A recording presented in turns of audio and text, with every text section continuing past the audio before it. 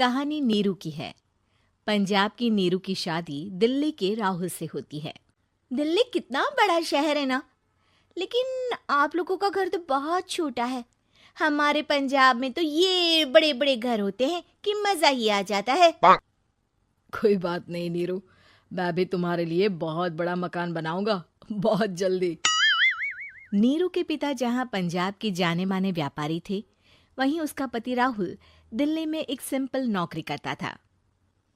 माँ, यहाँ तो घी मक्खन इतना महंगा है कि क्या बताऊं।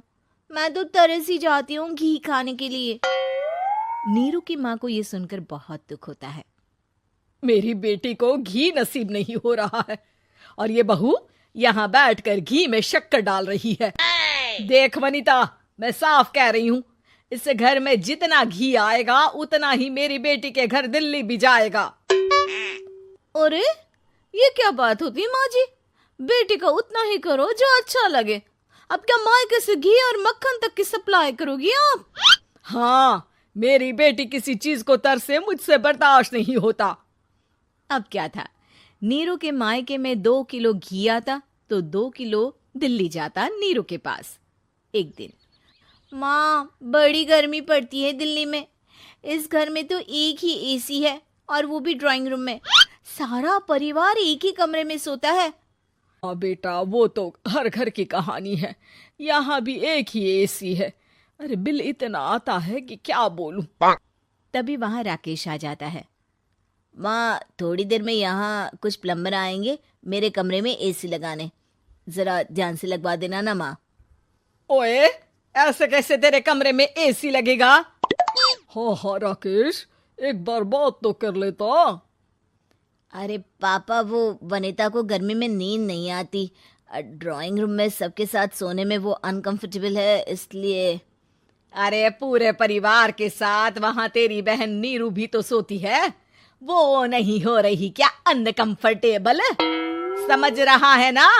अगर एसी लगेगा तो एक दिल्ली में तेरी बहन के कमरे में भी लगेगा, तभी तू लगा सकेगा।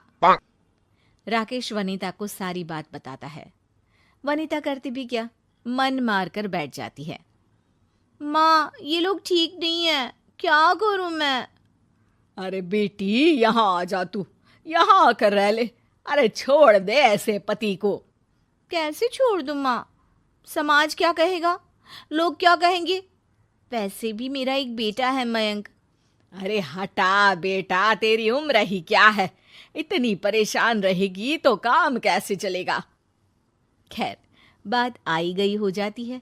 माँ को लगता है कि नीरू ठीक है, तो वहीं नीरू के मन में एक ही लाइन चल रही होती है, यहाँ आजा। माँ ने तो बोल ही दिया है कि यहाँ आजा। बस मयंक थोड़ा सा बड़ा हो जाए, इन गरीबों को छोड़कर मैं वापस माँ के पास ही चली जाऊंगी। वो इसी सोच में बाजार में चल रही थी कि मैम, आपका दुपट्टा जमीन को छू रहा है। नीरू जैसे ही उस लड़की की तरफ देखती है, देखती ही रह जाती है। हाय रे, कितना सुंदर लड़का है ये। अब क्या हुआ? मैंने कहा आपका दुपट्टा। तो खुद ही उठाकर दे दो ना। लड़का समझ जाता है कि नीरू उस पर फिदा हो चुकी है। वो उससे उसका नंबर लेकर चला जाता है। अब क्या था, नीरू और रोहित में लगातार बातें होने लगती है। मैं हरियाणा का रहने वाला हूँ, यहाँ एक बड़ी कंपनी का मैनेजर हूँ। अच्छा, और कितने बच्चे हैं तुम्हारे?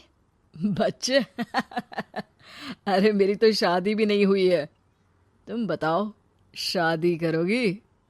नीरू शर्मा जाती है। अब लेकिन मैं तो पहले से ही शादीशुदा हूँ। मुझे फर्क नहीं पड़ता, बस तुम शादी कर लो, भाग चलते हैं। बहुत पैसे वाला हूँ मैं, हमेशा खुश रखूंगा तुम्हें। नीरू रोहित से मिलकर सारा प्लान बना लेती है और फिर एक दिन घर से भाग जाती है। दोनों शादी कर लेते हैं। शादी के बाद, क्या बात है नीरू, तुम्हें परेशान सा देखता हूँ, सब ठीक तो है ना? हाँ हाँ, सब ठीक है।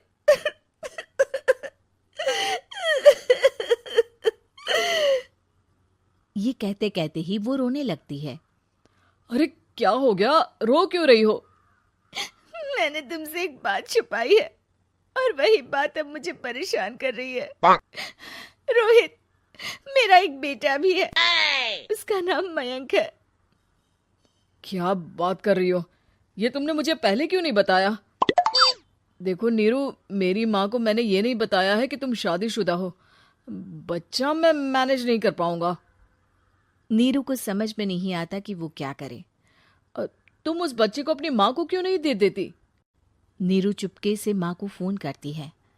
माँ, क्या मयंक को तुम रख सकती हो? बेटा, मैं राकेश के साथ बात करती हूँ। आखिर घर का बेटा वही है, जो वो बोलेगा।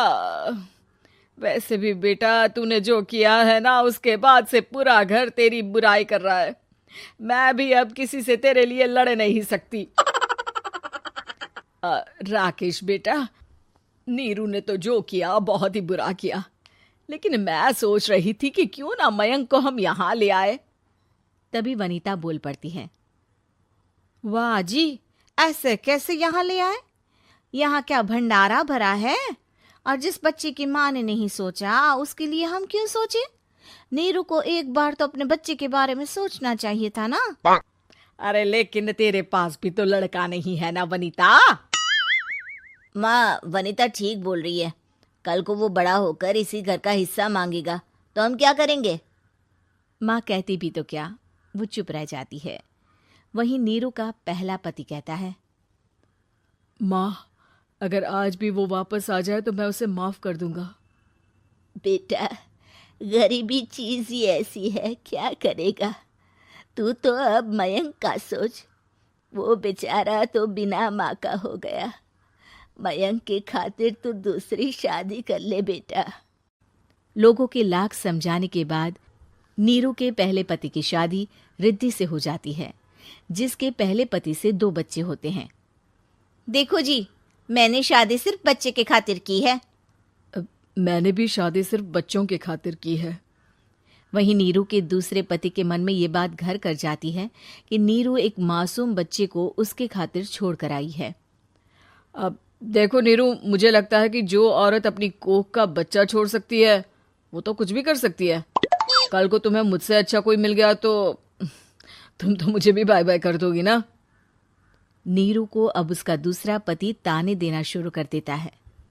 तंग आकर नीरू उसके यहाँ से भागकर अपने पहले पति के पास चली जाती है, लेकिन ससुराल में क्या लेने आई है नीरू, मयंक को? नहीं नहीं सासू माँ, मुझसे गलती हो गई, मुझे माफ कर दीजिए। नीरू, अब वक्त खत्म हो गया है, मेरी शादी हो चुकी है। तो छोड़ दो ना उसे, हमारा बच्चा है।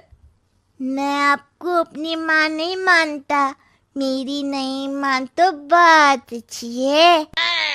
नीरू मयंक की बात सुनकर समझ जाती है कि उसके पास अब न आसमान रहा ना ही जमीन।